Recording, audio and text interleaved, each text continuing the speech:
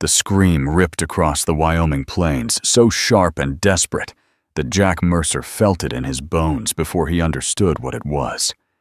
It was not the cry of an animal. It was not the wind. It was human, and it was full of terror. Jack pulled his horse to a hard stop on the ridge. The August sun burned over the open land, turning the grass gold and the air heavy. Heat waves shimmered across the distance, but he knew what he had heard. Someone was in trouble. For 8 years, Jack Mercer had lived alone on his ranch west of Bitter Creek. 8 years since fever had taken his wife Ann and their little girl Lily within the same cruel week.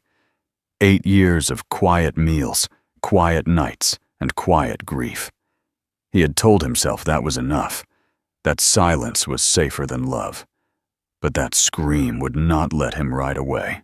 Yet he pressed his heels into his horse and moved toward the sound. As he crested the next rise, his heart stopped. A broken wagon lay tipped in a shallow ravine. One wheel was shattered. Supplies were scattered across the dirt like someone had ripped through them in a rage. A water barrel lay on its side. Dry, clothes were trampled into the dust, and in the middle of it all stood a little girl. She could not have been more than 5 years old. Her blonde hair hung in dirty knots around her face. Her dress was stiff with dried blood and dirt. In her shaking hands, she held a broken branch over the body of a woman lying motionless in the sun. The girl was trying to shade her. Jack slid from his saddle before the horse fully stopped. The girl turned toward him, and her blue eyes burned with fear. Yet she widened her stance and lifted the branch like a weapon. "Stay back!" she said. Her voice was hoarse and cracked. "Do not touch her!" Jack raised both hands slowly. He kept his voice calm. "I am not here to hurt you." "That is what they said," the child whispered. "The men who came, they said they only wanted water." The words hit Jack like a punch. He had seen that kind of damage before. Men who asked for help and left death behind. "How long have you been here?" he asked gently. "I do not know," she said. "It is hot." Her lips were split from thirst. Her small body swayed as if she might fall. "What is your name?" "Emma. Emma Wright. That is my mama." She swallowed hard. "Her name is Sarah." Jack stepped closer when she did not raise the branch higher. He knelt beside the woman. Her skin burned under his hand, and her breathing was shallow. A deep wound cut across her shoulder, wrapped in bloody cloth already soaked through. "How long since she woke up?" he asked. "Yesterday morning." Emma's voice trembled now. "She told me not to leave her. I did not leave." "You did right," Jack said. "You kept her shaded. That helped." He moved quickly. He brought water from his canteen and touched it to Sarah's lips. Most of it spilled down her chin, but some went in. No response. "We need to move her," Jack said. "My ranch is close. There is shade and a well." Emma stared at him. She studied his face as if she were searching for lies. After a long moment, she nodded once. Jack lifted Sarah carefully onto his saddle. She was light but heavy with unconscious weight. He secured her with rope and turned to Emma. Can you ride?" "My papa was teaching me," she said. "That will do." He lifted her onto the horse behind the saddle. She clutched his belt with small, trembling hands. The ride back to the ranch felt longer than 5 miles. The sun pressed down like a hammer. Sarah's breathing grew rougher. Emma held on without a word. Jack had not carried anyone behind him since Lily. The memory hit him without warning. A small body laughing. A warm hug around his waist. He pushed the memory down and rode harder. When the ranch house came into view, relief hit him hard enough to make his knees weak. He carried Sarah inside and laid her on his own bed. Emma followed so close she nearly stepped on his boots. Jack worked fast. He cleaned the wound with whiskey. The smell of infection filled the small room, and he packed it with dried herbs he kept for injuries. He sent Emma to the well for water, and she ran without complaint. They worked together through the afternoon. Jack cooled Sarah's burning skin and changed bandages. Emma carried bucket after bucket, her small arms shaking, but refusing to stop. By sunset, Sarah's fever broke. Her skin cooled under his hand. "She is fighting," Jack said softly. Emma slumped against the wall, too tired to stand. Jack realized she had not eaten. He brought her cornbread and dried meat. She stared at it, before finally taking a bite. "Is Mama going to die?" she asked. "I do not know," Jack answered honestly, "but she is stronger now than she was this morning." Emma nodded and kept chewing. That night, the house felt different. For years, it had been empty except for him. Now 2 strangers slept under his roof. The silence was not hollow anymore. It was full. Near midnight, Sarah woke. Her eyes were wild at first, searching the unfamiliar ceiling. Then she saw Jack. "Emma," she whispered in panic. "She is here," Jack said quickly. "Safe." Sarah tried to sit up. Pain crossed her face. He helped her gently. "The men," she said. "They shot my husband." Jack nodded. He had guessed as much. "They wanted money," she continued. "When they did not find it, they hurt me." Cold anger settled in Jack's chest, the kind that did not burn, the kind that froze. "You are safe here," he said. She studied him carefully. "Why did you help us?" she asked. He thought about it, about the scream, about the child standing alone in the sun. "Because I could," he said. Sarah's eyes softened just a little. The next days passed slowly. Sarah's strength returned little by little. Emma stayed quiet. She barely spoke, and when she did, it was only a word or two. At night, she screamed in her sleep. Jack would stand at the bottom of the loft ladder, listening to the nightmares tear through the darkness. Sarah would hold her until she calmed. On the 4th day, something changed. Emma followed Jack into the barn. She watched the barn cats playing in the hay. One tiny gray and white kitten stumbled toward her and climbed into her lap. Emma looked up at Jack. "Kitty," she said. It was the first word she had spoken in days. Jack felt something crack inside his chest, something that had been locked tight for 8 years. "That is right," he said quietly. "That is a kitty." That night, after Emma slept, Sarah sat across from him at the table. "You live alone," she said. "Yes." "Why?" "Because I lost my family," he answered, "and I did not know how to live around people after that." She did not press him. She only nodded. "I lost mine too," she said. They sat in silence, but it was not heavy.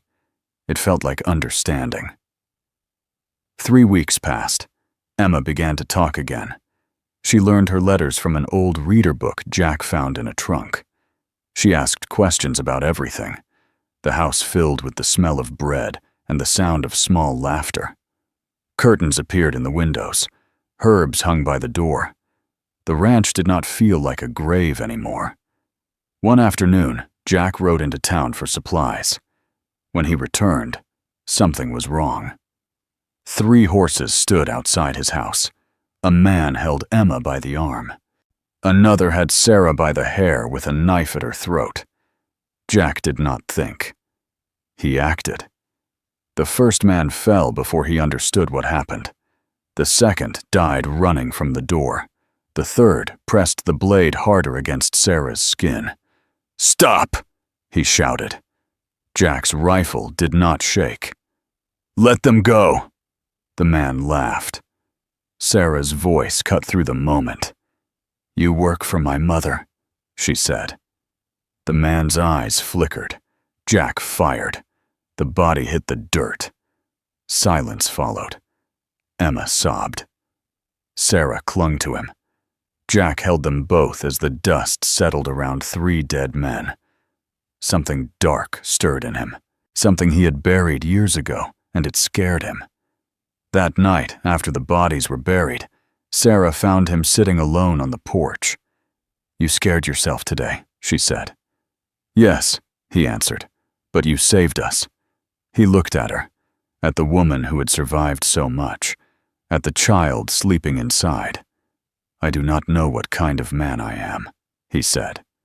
"You are the kind who protects," she replied. He did not know if that was true. But inside the house, Emma slept peacefully for the first time since he had found her. And for the first time in 8 years, Jack Mercer did not feel alone. The morning after the shooting, the ranch felt different. Not quieter, not louder, just changed. 3 fresh graves stood beyond the barn, marked with rough wooden crosses. Jack had buried the men before sunrise. He did not pray over them, but he did not curse them either. He simply covered them with dirt and walked away. Inside the house, Emma refused to let go of Sarah's hand. Sarah moved carefully, her shoulder still healing, but her eyes were sharp now. Fear had not left her. It had turned into something else. Resolve. Jack cleaned his rifle at the table. The metal shone in the early light. "Those men," Sarah said finally. "One of them was named Brennan." Jack looked up. "You know him?" "I did not know him, but I knew the name." Her voice was steady, but tight. "My mother employs men like that." The words settled heavy between them. "Your mother," Jack repeated. "Victoria Caldwell. Boston." Sarah stared at the window as if she could see across the country. "She does not forgive. She does not forget." "And she sent men to kill your husband?" Sarah nodded once. "Why, they were meant to scare us. Thomas fought back. They shot him. After that, things went too far." Jack felt the cold anger return. Not wild, not blind, just clear. "Why would she care what you do out here?" he asked. Sarah hesitated. "There is something I did not tell you." Jack set the rifle down slowly. "My father died 3 months ago," she said. "In his will, he left a trust for Emma. $200,000. Jack stared at her. "And your mother controls it?" "No, the guardian does. Whoever has legal custody of Emma has control over that money until she turns 21. The room went still. "So this is about money," Jack said. "Yes. And you did not tell me." "I was ashamed." Sarah's voice broke. "Thomas did not even know about it. I did not want that money.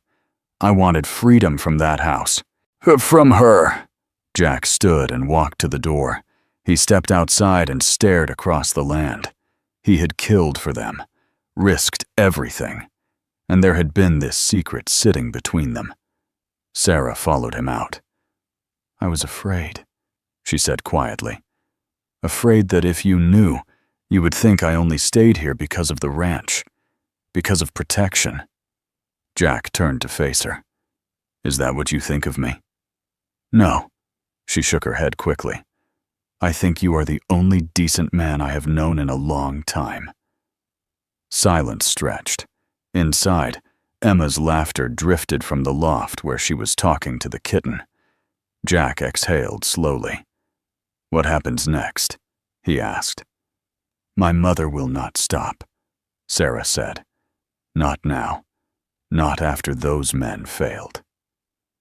As if summoned by her words, a rider appeared on the horizon 2 days later. Well, he wore a fine suit despite the dust. His horse was too clean for ranch work. His posture was stiff and careful. Jack met him in the yard with a rifle resting in his arms. "Help you?" Jack asked. "My name is Chester Whitmore," the man said smoothly. "Attorney for the Caldwell family." Sarah stepped onto the porch. Whitmore smiled when he saw her. "Sarah, you look well, considering your recent misfortune." "What do you want?" she asked. Whitmore pulled folded papers from his satchel. "A petition for custody. Your mother is prepared to assume full guardianship of Emma Wright." Emma appeared in the doorway behind Sarah, eyes wide. "She is my daughter," Sarah said. "And your mother is her grandmother," Whitmore replied calmly. "A grandmother with resources, education, influence." Jack stepped closer. "She is not going anywhere." Whitmore's eyes shifted to him. "And you are?" "Her husband." Whitmore blinked. "You are not married." "Not yet," Jack said evenly. Sarah turned sharply toward him. Whitmore gave a thin smile. "You have 1 week to respond to this petition. There will be a hearing in Cheyenne." He handed the papers to Sarah and mounted his horse. As he rode away, dust swirling behind him, Sarah's hands shook. "She will try to take her," she whispered. Jack looked at the house, at Emma standing in the doorway, at the life forming here, piece by piece. "Not if we stand in the way," he said. That night, Jack rode to town. The telegraph office was still open. Albert looked surprised to see him. "Need to send a wire," Jack said. He wrote a message to an old friend in Cheyenne, a lawyer named Porter, and a man who owed him from years back. The next afternoon, a reply came. Porter would take the case. Jack returned home with more than supplies. He returned with a plan. At supper, he laid it out. "Porter says judges do not like rich people buying children," Jack said. "But he also says they will question our situation." "Our situation," Sarah repeated. "We are not married." The words hung heavy. Emma looked between them. "Are you going somewhere?" she asked suddenly. Sarah reached for her hand. "No, sweetheart." Jack looked at Sarah across the table. "There is one thing that would make this stronger," he said. She understood before he finished. "Marriage." Emma's eyes widened. "You mean Papa for real?" she asked. The word hit Jack like a bolt. He had not asked her to call him that. She had simply started. Sarah swallowed. "This would be for protection," she said carefully. "For Emma." "Yes," Jack answered. But there was more under the surface. They both felt it. "Why would you do this?" Sarah asked quietly. "After I kept the money from you." Jack looked at Emma. "Because she needs stability," he said. "Because this house is not empty anymore. Because I would rather fight beside you than watch you lose." Sarah studied his face. "All right," she said softly. "Partners." The wedding took place 3 days later in the small church at Bitter Creek. Reverend Collins officiated. His wife stood witness. Emma held a bouquet of wildflowers she picked herself. Jack wore his old black suit. Sarah wore her pale blue dress. When the vows were spoken, they did not feel like romance. They felt like a shield. Outside the church, Chester Whitmore watched from his horse. "How touching," he said. "A timely union." Jack met his gaze without blinking. "She is my wife now. Emma is my daughter." Whitmore tipped his hat. "We will see what the judge says." The next week passed in preparation. Porter arrived in person. He was sharp and quick, with restless eyes. "They will try to paint you as unstable," he told Jack. "A violent man, quick to kill." "I killed men trying to kidnap a child," Jack said, "and you must stay calm when they say otherwise." Jack nodded. Sarah gathered letters from neighbors. Reverend Collins prepared a statement. Mrs. Henderson from the store insisted on testifying about the changes she had seen in the house. 2 nights before the hearing, Jack woke to a scream. Not from outside. From inside.